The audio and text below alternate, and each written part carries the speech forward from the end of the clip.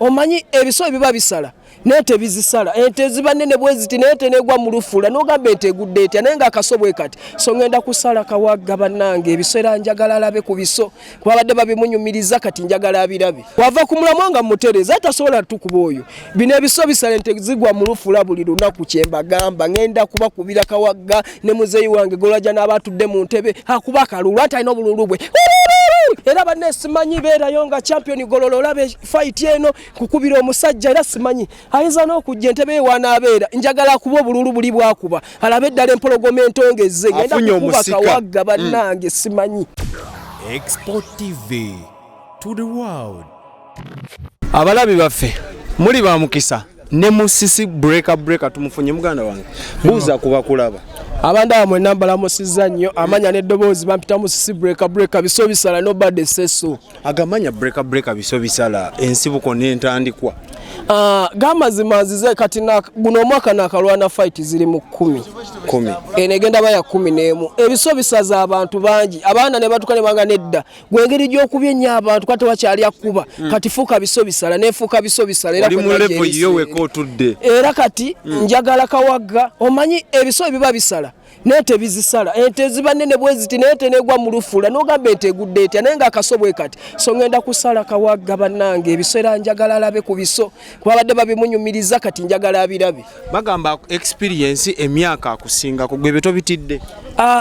kino tupima weight mukulwana tupima weight tupima myaka era ngenda kumukuba aiza n'okudda obuto kubanda kumukuba ndowooza asale n'emyaka ayinza n'okudda mu 18 kuba kutasobola kuba yesunga kuyigiriza mpisa kukakanyo abakulu ekitiibwa anti kati nabagambye ekintu kimu ti omuntu yenna bwakulirira myaka buli kyokola n'okyogerako akifuula kiza ku mpisa nti yakuliridde afunye entondo omusajja mumulaba era njagala mukube afune wawumulira wamu bubaka kibo abawagizi babangi naddala bali ku mutimbagano TikTok buli wamu bonna abagizi bange bagamba ekigambo kimu ngenda kuza omwezi 29 mujje tulabise bano tebatukuba kyanjawulo kyekidde eri kickboxing kuba kickboxing twasinga mumanyira Goloola Moses n'abanga addamu emabega asirika kyekiddako oluvannyuma lwa fight zino zitandise omumerukawo. I respect Goloola Moses of Uganda kuba ye musajja atandise okubanga atumbula kickboxing era amuvuze wabula kyemusuubiza kiri kimu nti nga 29 lwana na fight ye umula njagala amanye nga 21 nti waba umudde nga 21 Goloola lwana esembayo empologoma envubukerwa nanga 29 waliwo empologoma yazze mu Uganda muganda wawe bagita Musisi Breaker nobadde seso biso bisala eyesala era aberenga akimanyi omusingi aguleseewo era taddayo nadde naganda ekaddiye kati ani agenda osigala ngenda kukukubira Goloola abasajja gwana amanya kyonampa nga tumaliza challenge ki eziri mu kickboxing mu Uganda mweze mutero sisinkana mwe naddala ba fighters challenges ezirimu kiri kimu nti kale kisinga okutunyigiriza nga ffe ba fighter